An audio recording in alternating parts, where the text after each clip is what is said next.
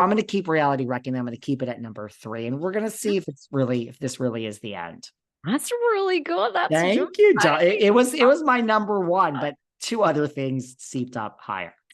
Well, my number 2, kind of continuing on Rachel Leviss, is the Vanderpump Rules scandal. I mean, and for me, because it took over as a pop culture moment of the year, I think makes it so shocking. You and I were the first podcasters to say, guys, people are cheated on every single day of their lives. And by the way, they're cheated on while they have cancer and 2 children, and they fucking live in like the Midwest. Nothing wrong with but they're not on the TV. My husbands, but they're not on television. They're living regular lives. That's a tragedy. We should be outraged at that man or woman that does that to their partner. I agree. I mean, for this to take on a huge life of its own, memes and ratings and, other shows making jokes about it. And, I mean, it's a very rare, like it struck a chord so big with people. To me, it's my number 2 most shocking moment of 2023, even though we've said this a bazillion times, the actions are not shocking. And quite frankly, I believe Ariana and Tom's relationship was over far before this happened, but she is beloved. They were living together and Tom did not officially shut it off or cut it off. So there you have it. My number 2. The good one. I mean, my number 2. Oh, what is it? I can't wait. Why it's nobody. I mean, I'm just like, there's so many things to this story, which I mean, I also, I guess, am just so intrigued and turned on by this story. But this Garrett Morosky, I mean, has everyone seen this hot fucking body from F-Boy Island? He comes out on his buddy Marco Delvecchio's podcast and says that he took down. Now, right there, I'm so turned on by this straight bro talk. He's like, bro, it really was authentic because these straight bros don't know the power of Bravo and the Bravo web pages and Housewives. He's like, bro, I took down two of the fact that it's Beverly Hills makes me so much more. I mean, I don't care. Orange County, whatever. Beverly's like, it's such a cliche, these rich Beverly Hills housewives. And the hot boy from F-Boy Island comes over and the husband's not attractive, but the husband makes multi-millions. So you're not going to. This is the stereotype that really exists, that all these hot Beverly Hills housewives, yes, many of them are getting fucked by the pool boy. Many of them are. Think about all the Beverly Hills housewives that are probably calling $1,000 an hour hooker to come over and fuck them because their husbands are worth $100 million or 50. You come on. I'm sorry.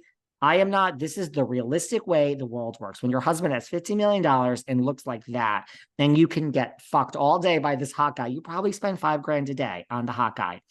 I don't know what this guy from F-Boy Island was doing. I do believe it's true that it was Carlton and Brandy, but this hot guy, I mean, picture him there.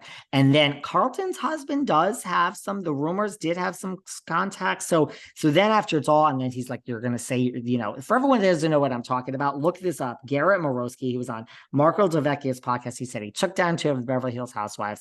I believe it's Brandy and Carlton. So then the husband comes home and he's on the trampoline with, I guess, Carlton and the kids. And he's like, what do I say? And she's like, just say you're a real estate agent, which makes sense because they were trying to sell that house. And then he says, I'm a real estate agent. And the husband shakes his hand and he's like, and he goes away. Now, before we get to what happens after, just picture this hot guy in the bedroom with Carlton. I mean, Carlton is probably an animal in the bedroom. We know Brandy's an animal. I am just so turned on by this story, but I'm also shocked by it. And then he gets a call from the husband, like, come and meet me for dinner, thinking, well, now I have to pretend I'm a real estate guy, but hey, I'm from F-Boy Island. I need some money. Maybe the guy's got to give me some job to like dig ditches out back or something. And then he sits down and there's this big guy next to him and he says, welcome. He says, if you ever come near my wife and kids again, you see my friend here? He'll take care of you.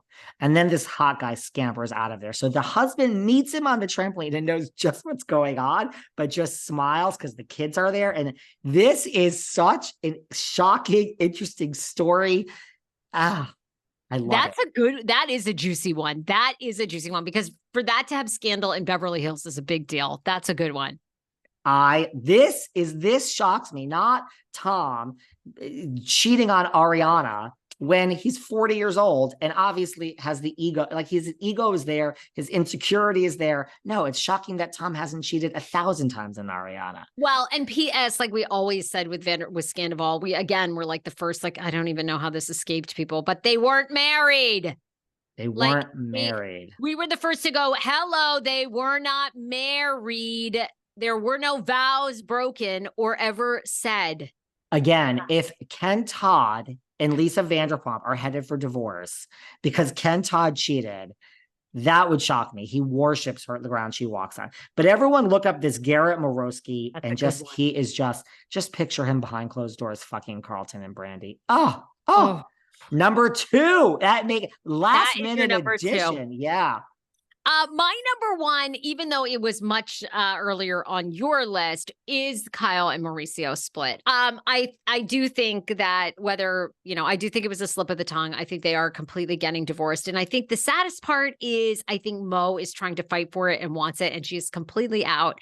And there was, again, I mean, these people put on a great act. I guess I'm just bad at acting, but Melissa and Teresa, I really did think, even despite the rumors and maybe, when they were younger, they had cheated on each other or he had made some mistakes, but they had been committed. There was something loving and sweet about them. Even when we saw them at Homeless, Not Toothless, he was, affectionate towards her. Yeah. It is shocking. They have 4 beautiful daughters. They've built this amazing Hollywood life. And what I loved is they both bid. It wasn't like Mauricio's paddle was in the air a lot, and so was hers. He wasn't like, honey, no. She wasn't like, honey, stop. It's like when he wanted to bid on something, he bid. When she won, he actually won something, Mauricio. But so they both were very, Erica, every time Sutton bid was like her mouth was on the floor. Sutton bid and Mauricio and Kyle bid. That's it. Crystal, nobody else from Beverly. I mean, these things, guys, because remember, Sarah, I was like, what's this going to be? I mean, I would have, if there was like a lunch with, Sutton and Kyle for $1,000, 2,000, I probably would have bid. This auction starts at like $20,000. Like, who wants this?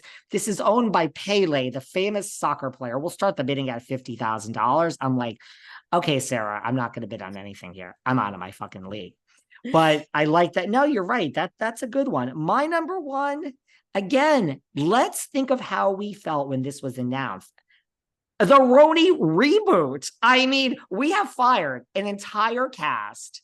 Then we have these side 2 shows, legacy. We have a whole show. It changed the game. Now we are talking about rebooting Atlanta. I don't know if it's really going to happen. There's talk of just about, but the fact that we can have these discussions of starting over on all these franchises, that changed the game. I never in a million years thought, and it seeps into this year, it happens earlier, but like we have the new episode.